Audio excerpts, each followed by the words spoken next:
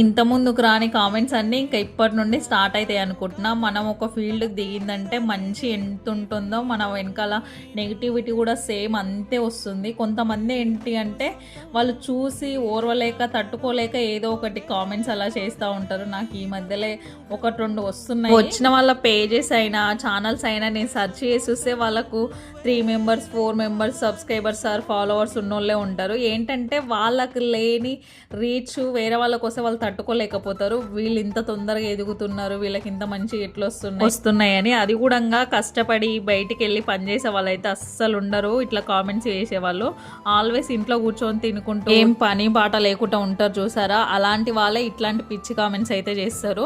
ఒక్కసారి మీరు కూడా కష్టపడి చూస్తేనే కదా వేరే వాళ్ళ కష్టం ఏంటి, వాళ్ళకి ఎట్లా వస్తున్నారు, వాళ్ళు ఊరికే వస్తున్నారా సబ్స్క్రైబర్స్ అయినా ఫాలోవర్స్ అయినా అది తెలిసే. మీకు ఎలాగో చేత కాదు, చేతగానప్పుడు చూడాలనిపించకపోతే స్కిప్